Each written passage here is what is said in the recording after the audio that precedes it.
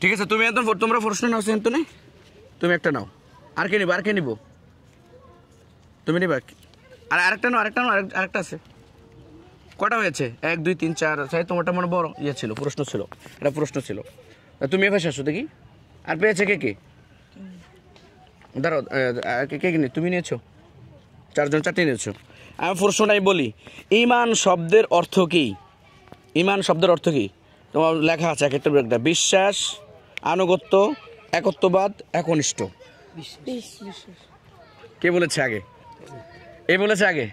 মাশাআল্লাহ মাশাআল্লাহ। আচ্ছা, তোমারটার ভিতরে কি লেখা হয়েছে? একনিষ্ঠ। ওপরে কয় টাকা? ওপরের পাশে কয় টাকা লেখা আছে?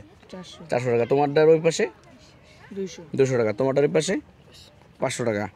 আর তোমারটার এই পাশে 300 টাকা। আমাদের সব প্রশ্নটা ছিল ঈমান শব্দের অর্থ কি? বিশ্বাস, আনুগত্য, একত্ববাদ, একনিষ্ঠ। তাহলে এই লোক বলেছে যে বিশ্বাস, তাহলে ওটা সঠিক হয়েছে। মাশাআল্লাহ মাশাআল্লাহ, অভিনন্দন। এবার আমাদের আজকের এই প্রশ্নে বিজয় হয়েছে মোহাম্মদ ইসমাইল। তোমার নাম কি? মোহাম্মদ ইসমাইল। ইসমাইল, পড়াশোনা করো কোথায়? ইসলামী একাডেমি। মাদ্রাসায়, ইসলামী একাডেমিতে। কি পড়ো? হেফজখানায় পড়ো। মাশাআল্লাহ মাশাআল্লাহ, এই জন্য তো তুমি পেরেছো, খুব সুন্দর উত্তর দিয়েছো। তাহলে ঈমান শব্দ হচ্ছে বিশ্বাস, মানে আল্লাহর উপর বিশ্বাস করা।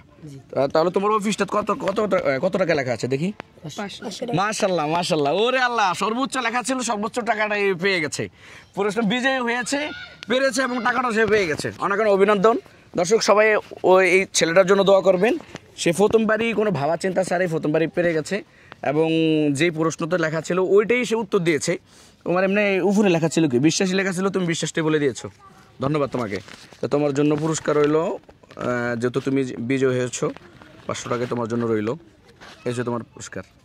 ঠিক আছে, দোয়া করি তুমি যেন অনেক বড় আলেম, হক্কানি হাফেজ আলেম হতে পারো। হ্যাঁ, সবাই দোয়া করবেন, সবাই ভিডিওটি শেয়ার করে অন্যকে জানার সুযোগ করে দিবেন। আসসালামু আলাইকুম রহমতুল্লাহ।